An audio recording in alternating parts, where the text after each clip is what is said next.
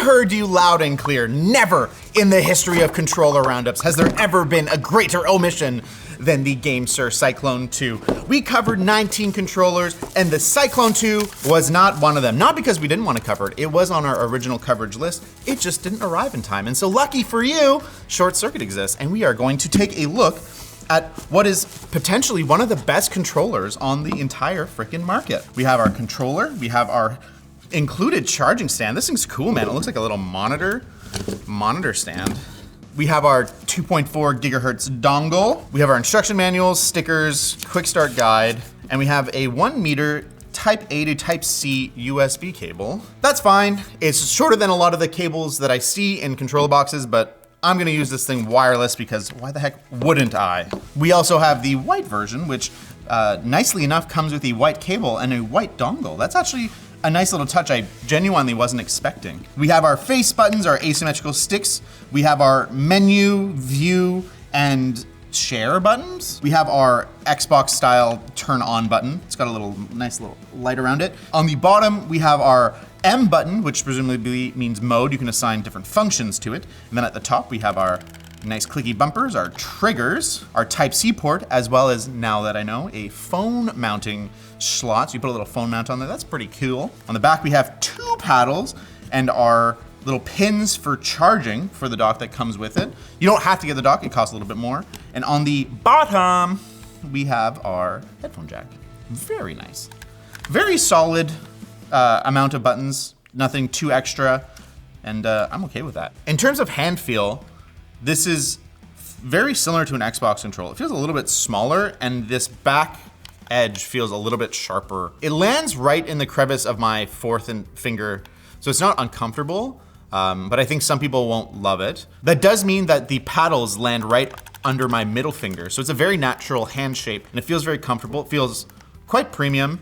Very solid, no like twist or anything. The triggers are fairly light, but they feel premium, very even across the whole travel. On the trigger itself, you'll see there's a little switch that switches it between Hall effect and micro trigger mode.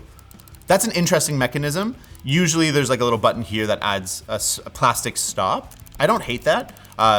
In the clicky mode, it feels totally great. I don't think my finger's gonna touch that toggle naturally. I kind of have to go reaching for it if I want to feel it. So I think that's actually a pretty ingenious spot to put it. It is a little more finicky, so I don't think mid-game you're going to be reaching and switching that, although that's not a particularly common thing to do. Oh, that's pretty cool. You can actually see what's happening inside the trigger. When I switch the toggle, there's a little lever that comes down. It looks like a little mouse switch, and you're hitting that directly. It's not just like a little plastic stop, and then when you turn it off, it goes back to being the full Hall effect motion. That's really cool that you can actually see that. I think that makes the transparent even cooler. These bumpers are definitely membraney, but they're well within good zone. Across the whole thing, it feels like a pretty even press, although I think you can hear the difference of pressing closer to the inside than the outside. Definitely totally fine because my finger's resting on the whole thing. It's pretty neat. The white one has the transparent triggers, at least more transparent than the black transparent one, which is transparent, but as you can see, it's hard to see inside. So I think this is a more striking look. I like that aesthetic. I'm not a big gold guy, and I fear that the plastic would wear on this and not look so great. I think aesthetically speaking, it is a fairly striking controller, quite attractive. Face buttons are a fairly short travel with a little click at the bottom, so it's a micro switch style. Those feel pretty good, actually. I like that. These buttons aren't as important and they all feel fine. The D-pad, not bad. Clicky, but it's still a little mushy overall. I don't think I would hit accidental diagonals too often, but doing, forward, quarter circle forward is not gonna be a super consistent experience. These sticks have a good weight to them. They feel pretty premium.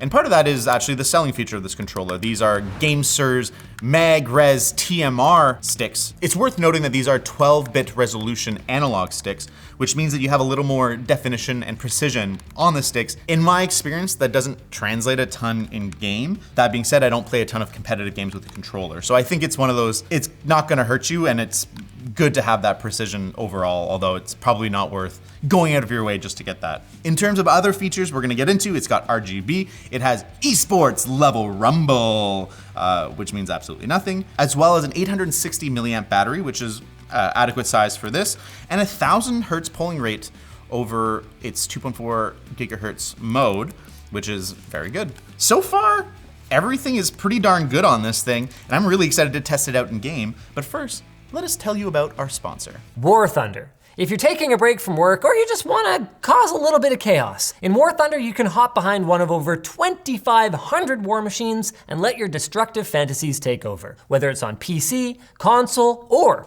their all-new mobile apps, you'll be treated to authentic sound effects and vehicles that are modeled after their real-life counterparts. And whether you're looking for the most realistic experience on offer, or you just want to casually blow some stuff up, there's a game mode for everyone. So join the over 70 million players who enjoy War Thunder for free at the link in the video description. I'm a big fan of the USB port on the stand, which means you can plug the USB cable into the stand, the dongle into this, and that's all you ever have to do is just plug this thing in, stand it there. It's gonna charge, it's gonna connect, and it's supposed to auto-connect as soon as you take it off. That's actually a pretty slick system for a PC thing. I'm a big fan. And once connected, we get our RGB controls. That's pretty nice. We have our polling rate, they're calling it the report rate. You can turn it down, I guess, if you want it to conserve the battery. We're gonna keep it at 1,000. Over here, we have our gyro controls. We can change our X-axis output mode so that you can control what directions it's actually gonna output in. How you turn it on with a button, and then the method of either holding it on or just pressing to switch. Our output modes, we have our stick, our mouse, and then our Professor X mode. If you know what that is, let us know in the comments. Down here, we have trigger controls, including dead zone, which by default has a little bit of dead zone on both sides. We have our adaptive mode, although these are not adaptive triggers. There's fixed mode. Oh, there's actually more hidden controls. Same thing, dead zone, anti-dead zone. There's a curve adjustment, which is pretty nifty. We're gonna leave it at default, as well as the hair trigger mode. I'm not gonna use that because I'm just gonna use the triggers locks themselves when I want to use that. We have stick controls, same thing, dead zone, anti-dead zone, curve adjustment, and then stick trajectory. We have button reassignment. We're just gonna leave everything at default. But that's a fairly comprehensive amount of control in this app, and it worked pretty good. Pretty impressed with this controller. It's time to game. First impression, these sticks are very precise. They feel very good. The triggers feel awesome. Input latency on this feels spot on, and with our labs testing, this fell right in the middle of the pack with input latency around 9 milliseconds, although we've seen reports online of big input latencies over the 2.4 gigahertz dongle. Our testing over Bluetooth was not particularly good. Wired seems to be the most consistent, but personally, I would suffer through the spikes to have the wireless mode, because I'm usually sitting away from my screen. I think these might be the best feeling triggers with micro switches I've ever felt. Generally, it's just that plastic toggle, but this still has that tactility of a little micro switch. These feel exceptionally good. And then the regular Hall effect trigger travel also feels really premium. This feels exquisite. I didn't even test the stick circularity yet. Oh, that's looking pretty dang good. Oh, average error of 0.1%. These are precise. These are nice sticks, which puts it within margin of error of our labs testing, which was 0%. Labs explicitly said these are among the best analog sticks they've tested yet. Oh, GameSir.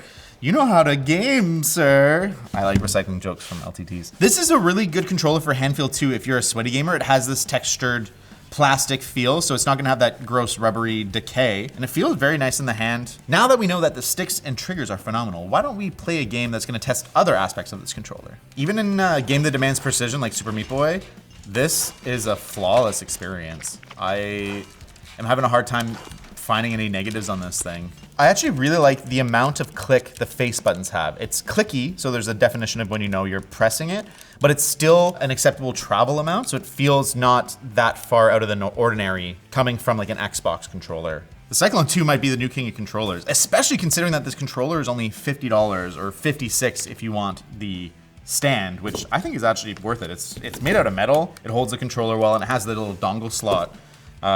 Seems worth the $6. And this controller works on Switch, it works on PC, Android, iOS. It's an excellent package. This is hard to argue with $50 for such an excellent controller. Wow, there really is no reason to buy first-party controllers unless you're playing on a console. I am left wondering, should I get this or the Vader or the Apex? Man, there's so many there's so many good controllers that I just wasn't aware of. I don't see any major downsides to the Cyclone 2. It's a really well-rounded controller that's built for a lot of purposes at an absolutely fair price. I would definitely add this to the list of controllers you should consider, just like you should consider subscribing to ShortCircuit and watching more videos. I recently unboxed the Apex 4, which arguably is a better controller, but it's a different price tier. So it's, it's an interesting one to have in your conversation. But you should watch it.